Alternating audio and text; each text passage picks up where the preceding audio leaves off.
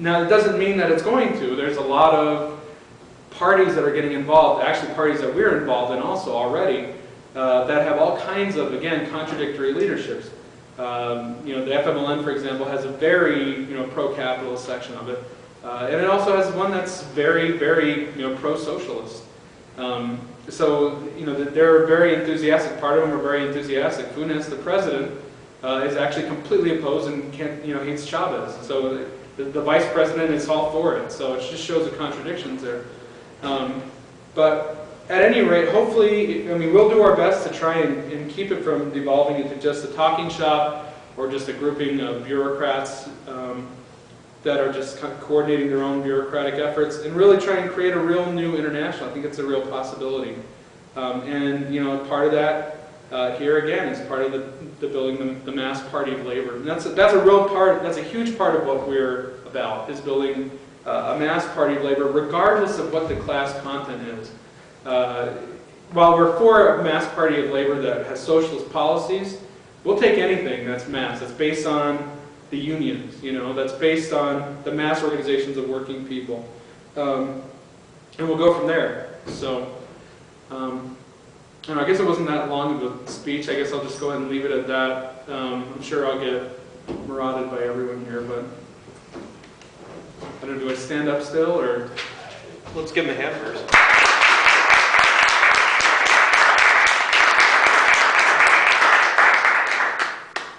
Just so you know, it's lecturer's choice.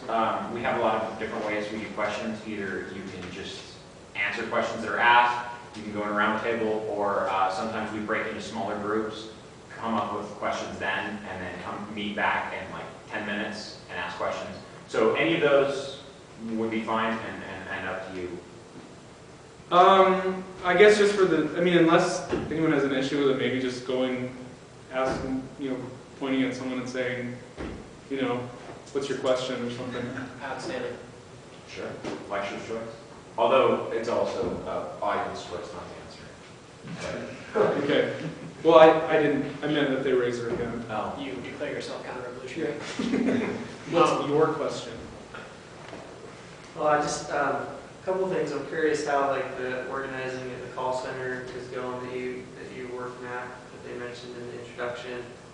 And then second part question, if it's okay to ask too, what would some of your criticisms of Chavez be? What would be some of the things you think are really positive about what he's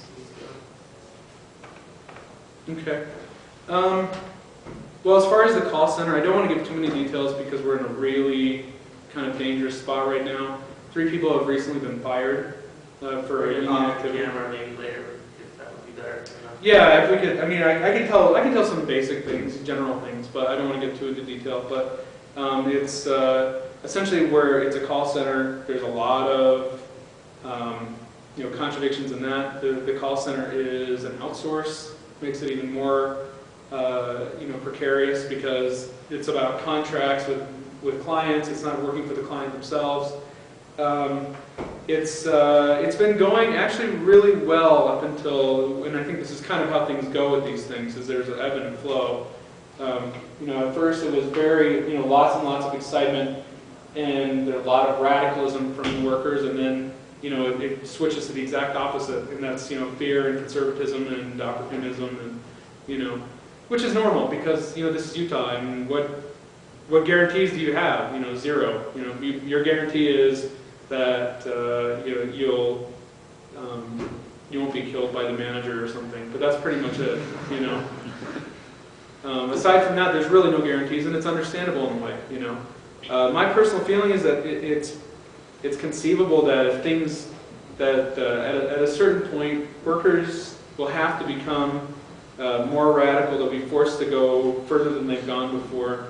And it's a lot of different factors that can cause that. Change in the world situation, change in, you know, the conditions here, the labor movement actually doing something just out of fear of not disappearing, you know, entirely off the face of the earth. But yeah, it's been rough going the past little bit, but I'll talk more in detail about that later, about what the more specific things on it. But as far as our criticisms of Chavez, Our view of Chavez is that he is a very genuine guy, and a guy who is a genuine revolutionary, and who has taken the revolution way farther on his own, just himself. He kind of work. It seems like he kind of works with the masses. The masses push him, and then he pushes the masses, and then the masses push him, and it kind of goes in that kind of weird elliptical shape. But that ultimately the problem is that what we need in Venezuela is a mass workers' party that can actually lead, in our opinion, can actually lead a revolution.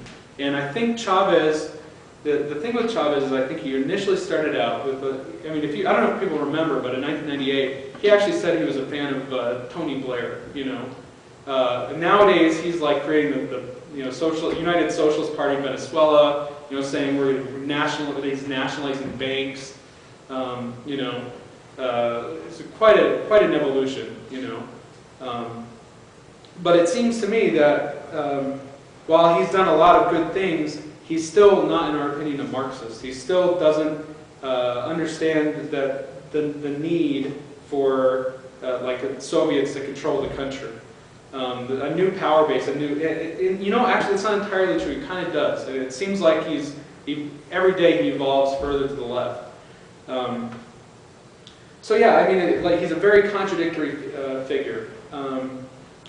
We feel like his policies are also very dangerous, though, because the fact that Honduras just recently happened. We're worried that's going to happen in Venezuela too. And not just Venezuela, all throughout all Latin America. But Venezuela is, it's viewed by the workers, working people of Latin America as the vanguard. So, I guess our main criticism of Chavez is he's not determined enough. He doesn't want. It seems like he's doing it, but it's just so slow.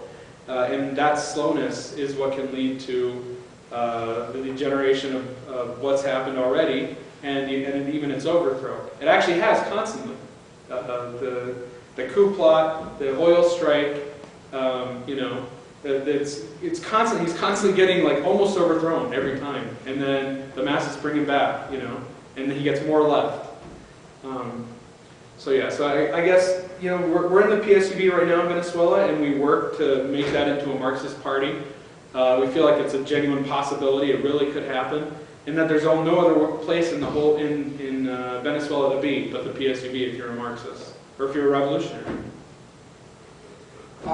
So, as a Trotskyist, if that's what you self-identify as politically, no offense intended. No. Most Trotskyists, or at least the friends I have that are Trotskyists, don't necessarily view, say, something like collectivization as the real problem of Stalin, as Trotsky basically wanted collectivization as well.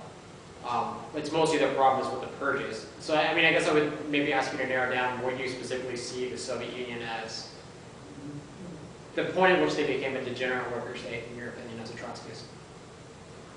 Okay. Everything, obviously, as Marxists, we always view everything as a very complex, gray thing. Nothing is, Lenin said, if you want a perfect revolution, you'll never live to see one, and that's absolutely true. I don't think that there was a specific point when everything just suddenly changed, I do think it was a slow process. I think even from the very beginning, even when war communism happened under Lenin, it was something that they didn't want to do, something that they were forced to do given the situation.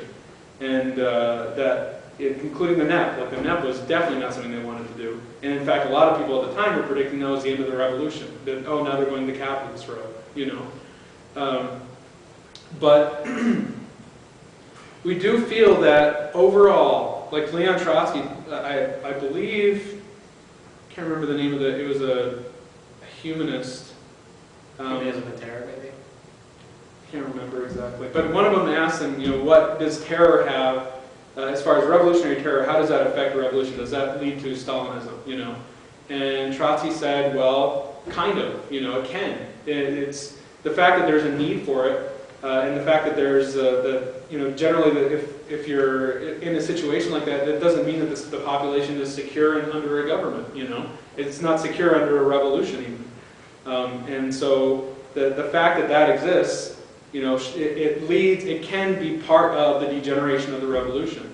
So I feel like there was a steady decline, especially when the German Revolution went down, you know, in 1919. There was a degeneration that was creeping in, and we actually feel that Lenin himself was preparing something against Stalin to throw him out of office.